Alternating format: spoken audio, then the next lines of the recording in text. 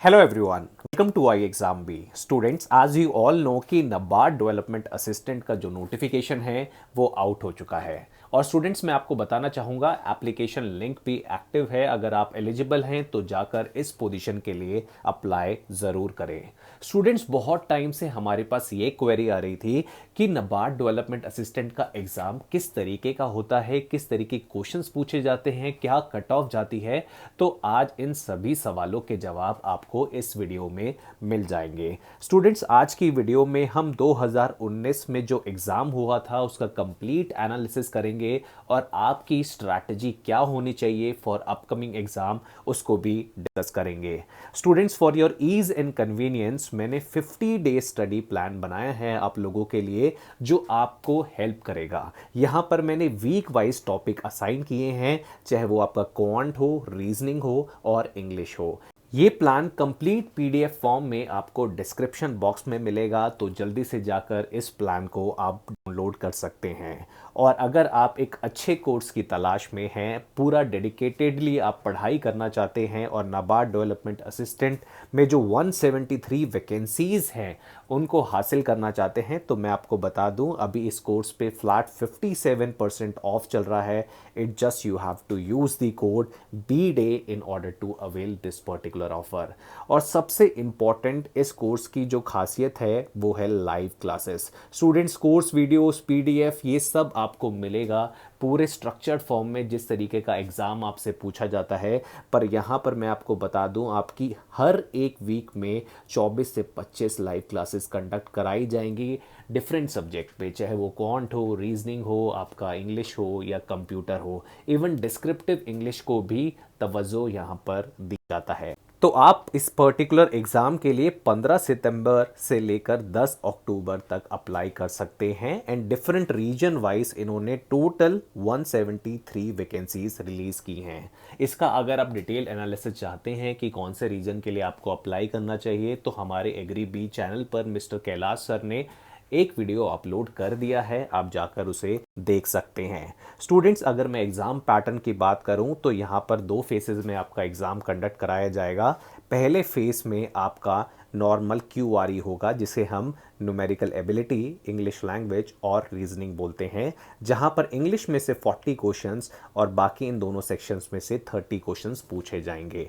तो यहां पर सेक्शनल आपको टाइमिंग नहीं मिलेगी, ये कंपोजिट टाइम है जहां पर 60 मिनट्स आपको दिया जाएगा। और अगर मैं फेज़ 2 की बात करूं तो यहां पर reasoning, quantitative aptitude, general awareness with special reference to agriculture, rural development and banking, इसका आपको ध्यान रखना है क्योंकि जो मैक्सिमम वेटेज है स्टूडेंट्स क्वेश्चन की वो यहाँ से है और मैक्सिमम मार्क्स भी आपको यहीं पर देखने को मिलेंगे।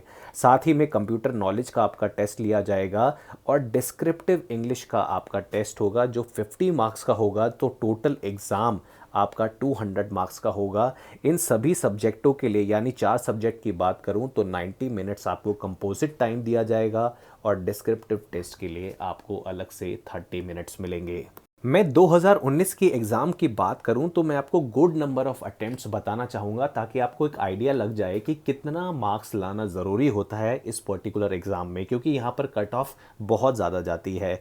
ये 2019 का प्रीलिम्स का गुड नंबर ऑफ़ अटेम्प्ट्स का टेबल है। अगर मैं इंग्लिश की बात करूँ तो आपको पता है 40 क्वेश्चंस आते हैं, तो 28 to 33 अगर आपने एक्यूरेटली अटेम्प्ट किए हैं तो ये कंसिडर किया जाएगा एज ए गुड अटेम्प्ट। उसी तरीके से रीजनिंग की बात करूं तो एग्ज़ाम आपका मॉडरेट टू इजी लेवल ही था, पर यहां पर आप देख सकते हैं अगर आपने 30 में से 23 या 27 के आसपास क्वेश्चंस ठीक किए हैं तो आपका सिलेक्शन हो जाएगा। उसी तरीके से क्वांटिटेटिव एप्टीट्यूड में 21 से 25, तो टोटल जो हमारे पास निकल के आया वो 81 से 87। तो इतने आपको मार्क्स लाने पड़ेंगे अगर आपको प्रीलिम्स एग्ज़ाम क्लियर करना है। मैं आपको थोड़ा सा आइडिया भी दे देता हूँ कि न्यूमेरिकल एबिलिटी में किस तरीके के क्वेश्चंस यूजुअली पूछे जाते हैं। जैसे आपको मैं बता दूँ, डाटा इंटरप्रिटेशन का जो रोल होता है वो मैक्सिमम होता है इन एग्जामिनेशन में, क्योंकि ये बैंक रिलेटेड एग्ज़ाम्स होते हैं। तो DI में से 5 क्वेश्चंस पूछे गए थे जो इजी टू मॉडरेट लेवल के थे, मिसिंग नंबर सीरीज़ में से 5 जो इजी लेवल के थे, सिंप्लीफिकेशन में से 10 जो इजी लेवल के थे, और अर्थमेटिक प्रॉब्लम जैसे time, speed, distance, time and work, profit and loss, यहाँ से 10 क्वेश्चन पूछे गए थे जो इजी टू मॉडरेट थे। तो पूरा पेपर आपका इजी टू मॉडरेट लेवल पर था। स्टूडेंट्स, अब यहाँ से आपको आइडिया मिल जाएगा कि आपको किस किस टॉपिक की तैयारी करनी है, क्योंकि अगर आप रेंडमली पढ़ेंगे, कोई ज्योमेट्री पढ़ने लग गया तो कोई फ़ायदा नहीं है ना। तो यहाँ पर एग्ज़ाम एनालिसिस देना इसलिए इम्पॉर्टेंट हो जाता है। अगर मैं रीजनिंग एबिलिटी की बात करूं तो यहाँ पर आप देखो पजल्स एंड सेटिंग अरेंजमेंट का मैक्सिमम वेटेज है। यहाँ से 12 क्वेश्चंस पूछे गए थे और मैं आपको बता दूं कि किस तरीके क्वेश्चंस पूछे गए थे। एक तो डे बेस्ड पजल पूछा गया था, जहाँ मंडे टू संडे एक वेरिएबल था और 7 लोगों को उस पर आपको एडजस्ट करना था। उसी तरीके से सर्कुलर बेस सिटिंग अरेंजमेंट आपसे पूछा गया था, जो फेस कर रहे थे इनसाइड, और 8 लोगों का ये सर्कुलर सिटिंग अरेंजमेंट था। उसी तरीके से कोडिंग डिकोडिंग से 5 जो इजी लेवल के थे, सिलॉजिज्म से 5, इनइक्वालिटी से 5 और डायरेक्शन एंड डिस्टेंस से 3 क्वेश्चन पूछे गए थे जो सारे ही इजी लेवल के थे। तो एग्ज़ाम आपका इजी लेवल का होगा, इसलिए जो कट ऑफ है वो यूजुअली ज़्यादा जाती है। अगर मैं इंग्लिश लैंग्वेज की बात करूं तो रीडिंग कॉम्प्रिहेंशन में से 10 सवाल पूछे गए थे प्रीलिम्स में, सेंटेंस करेक्शन से 5, फ्रेज रिप्लेसमेंट से 3, एरर डिटेक्शन से 5, डबल वर्ड फिलर से 7, पैरा जंबल से 5, स्पेलिंग मिस्टेक से 5। तो ये 40 क्वेश्चन का ब्रेकअप है और आप लेवल देख सकते हैं कि लेवल आपका इजी है, मॉडरेट भी नहीं है। तो आप इन्हीं टॉपिक्स पे फोकस करें, ग्रामर को अच्छी तरीके से पढ़ें, क्योंकि वहाँ से आप फिल इन द ब्लैंक्स या फिर सेंटेंस करेक्शन जैसे जो टॉपिक हैं उनको अच्छी तरह से पढ़ पाएंगे। यहाँ पर मैंने आपको मेंस का एनालिसिस दिया है कि मेंस में आपको पता है कि quantitative aptitude, reasoning, general awareness, computer knowledge और इंग्लिश डिस्क्रिप्टिव के क्वेश्चन आपसे पूछे जाते हैं और टोटल 200 मार्क्स का ये पेपर होता है। तो यहाँ पर जो गुड अटेम्प्ट हैं वो मैं आपको बता देता हूँ। जैसे क्वांटिटेटिव एप्टीट्यूड में अगर आपने 19 से 20 सवाल सही करे हैं तो आप गुड नोट पे हैं। उसी तरीके से रीजनिंग में 21 से 24, जनरल अवेयरनेस में 31 टू 34, क्योंकि ये हमारा ज़्यादा वेटेज का है। 50 नंबर का आपका जनरल अवेयरनेस आता है, ये आपको ध्यान रखना है। कंप्यूटर नॉलेज बहुत ही इजी आता है स्टूडेंट, यहाँ पर कट ऑफ थोड़ी हाई जाती है।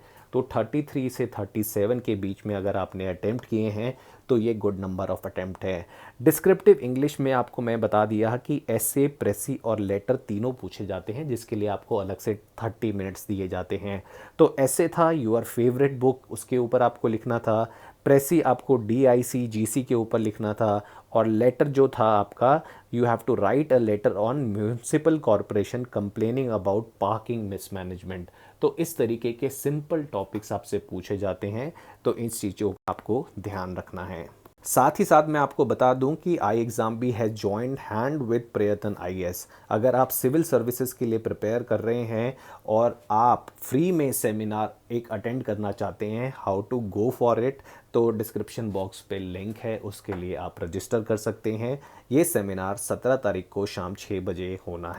स्टूडेंट्स, आई होप कि आपको ये वीडियो सुन के एक आइडिया लगा होगा कि किस तरीके का एग्ज़ाम आता है और आपको तैयारी किस तरीके की रखनी है, क्योंकि ये बहुत ज़रूरी होता है समझना कि एग्ज़ाम की रिक्वायरमेंट क्या है। इसी के साथ दोस्तों मैं आपसे अलविदा लेता हूँ and thanks for watching I exam B.